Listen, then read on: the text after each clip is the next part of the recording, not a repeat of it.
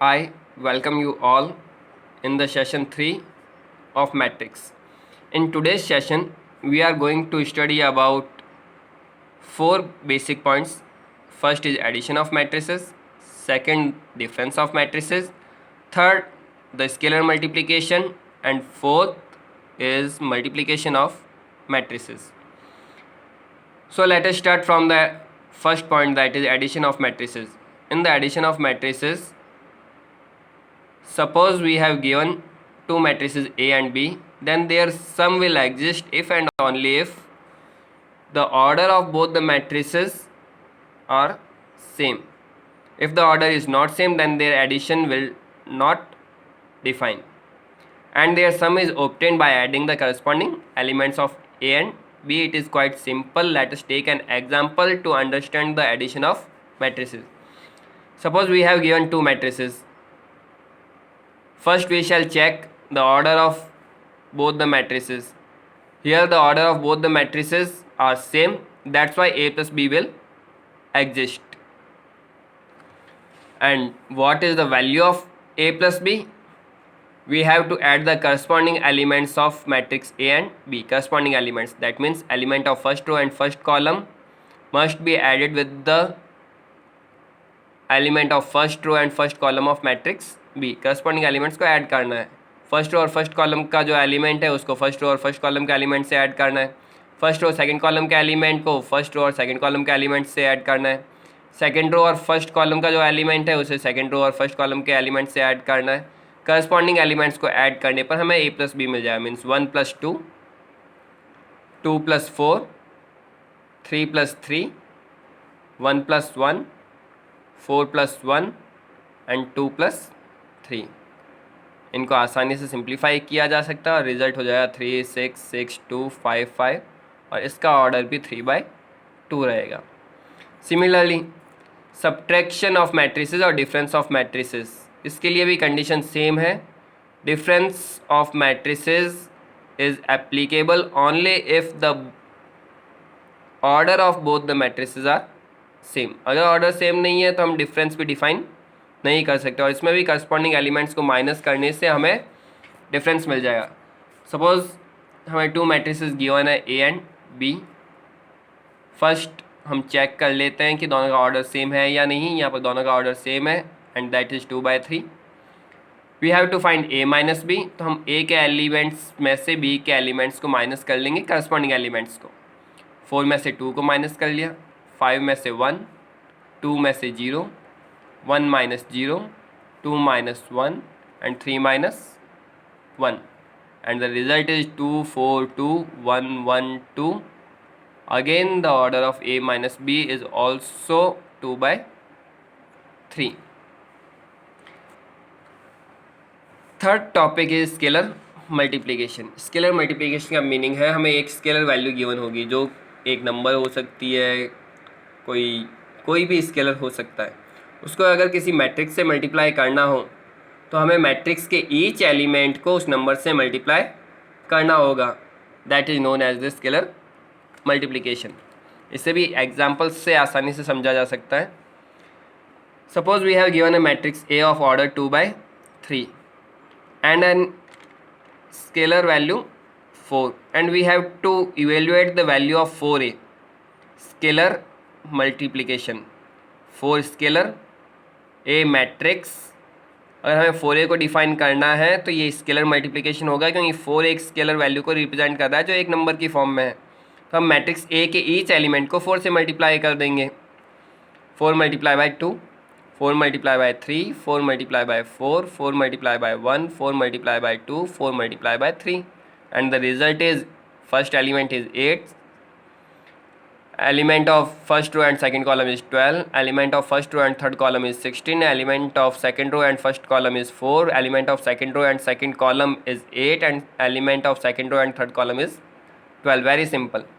किसी भी नंबर को मैट्रिक्स से मल्टीप्लाई अगर करना है तो मैट्रिक्स के ईच एलिमेंट को उस नंबर से मल्टीप्लाई करना होगा. Now the very important topic of this chapter that is multiplication of matrices. Suppose हमें टू मैट्रिसेस गिवन है ए एंड बी, और अगर हमें ए बी को डिफाइन करना है, प्रोडक्ट नहीं, ए इंटू बी को डिफाइन करना है, क्योंकि A into B into A के इक्वल नहीं होगा, इसलिए हम product of matrices A and B नहीं कह सकते। हमें ए बी अगर डिफाइन करना है तो इसके लिए एक बहुत ही इंपॉर्टेंट कंडीशन है जिसका हमें ध्यान रखना होगा, और वो कंडीशन है, अगर ए बी डिफाइन करना चाहते हैं तो ए के कॉलम्स और बी के रोज़ इनका इक्वल होना ज़रूरी है। अगर ये दोनों इक्वल नहीं है तो ए बी डिफाइन नहीं होगा। सपोज़ हमें मैट्रिक्स ए गिवन है जिसका ऑर्डर है 2/3, हमें मैट्रिक्स बी गिवन है जिसका ऑर्डर है 3/4। ए के रोज़ हैं 2, ए के कॉलम्स हैं 3, बी के रोज़ हैं 3, बी के कॉलम्स हैं 4। अगर हमसे ये पूछा जाए क्या ए बी डिफाइन होगा या नहीं होगा, तो हम चेक करेंगे ए जो फर्स्ट मैट्रिक्स है, फर्स्ट मैट्रिक्स के नंबर ऑफ कॉलम्स 3, बी के नंबर ऑफ रोज़ वो भी 3 के इक्वल गिवन है।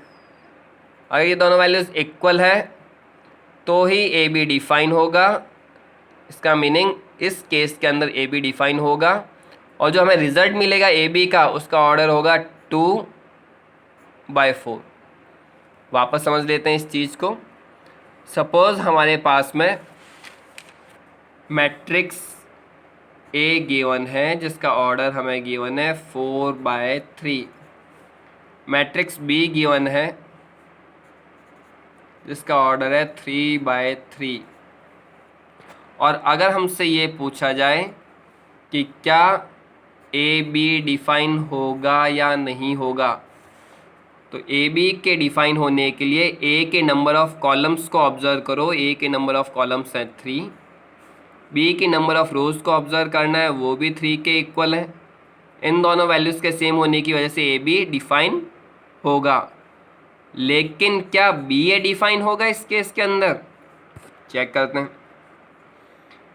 बी ए के डिफाइन होने के लिए बी के नंबर ऑफ कॉलम्स, बी के नंबर ऑफ कॉलम्स हैं 3, बी के नंबर ऑफ कॉलम्स 3, ए के नंबर ऑफ रोज़, ए की नंबर ऑफ रोज़ 4, ये दोनों इक्वल नहीं है, इसलिए बी ए इस केस में डिफाइन नहीं होगा। ए बी एग्जिस्ट करेगा, बी ए एग्जिस्ट नहीं करेगा।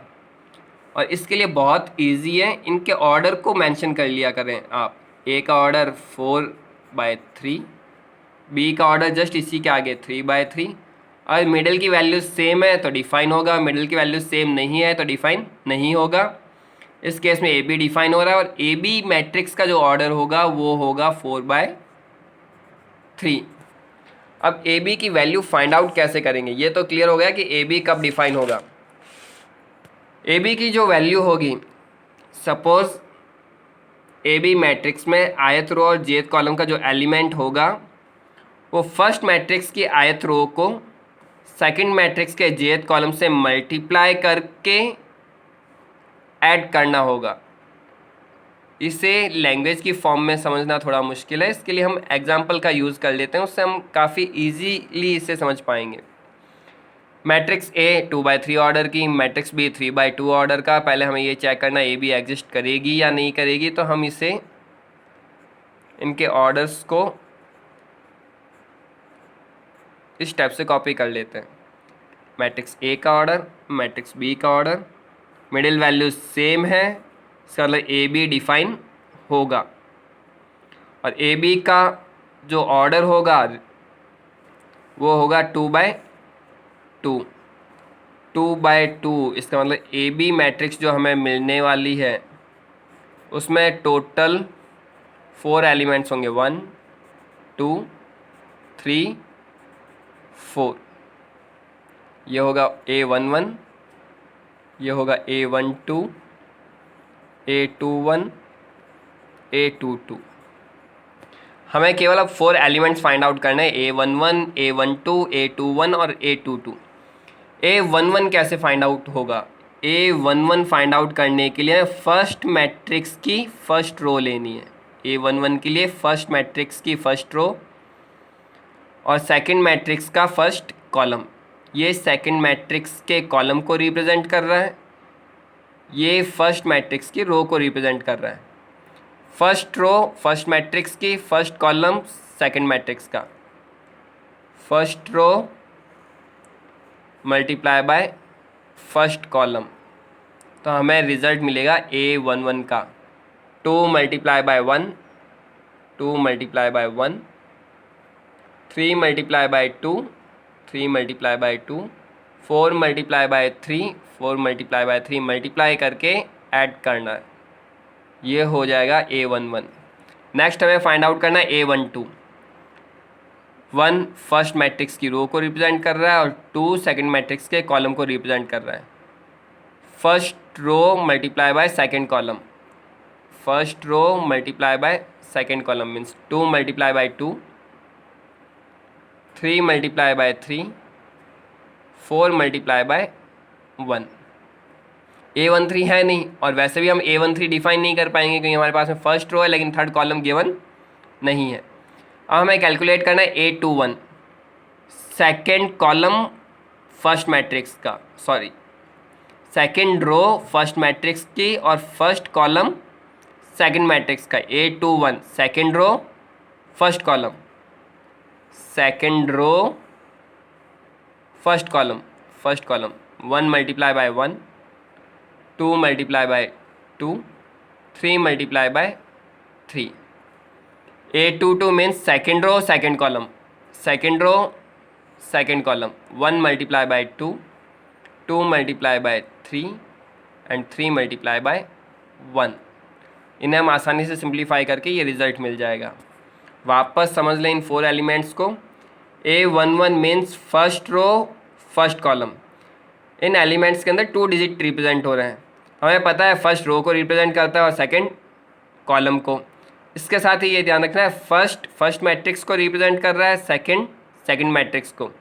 A11 means first row first column, first matrix की फर्स्ट रो, सेकंड मैट्रिक्स का first column, first row first column, first row first matrix की फर्स्ट कॉलम सेकंड मैट्रिक्स का A11। A12 means first row second column, first row second column. इसके बाद में हमें find out करना A21 मतलब second रो first column, A22 मतलब second row second column, second row second column, और इजीली हम इन 4 एलिमेंट्स को फाइंड आउट कर सकते हैं। Thank you and have a nice day.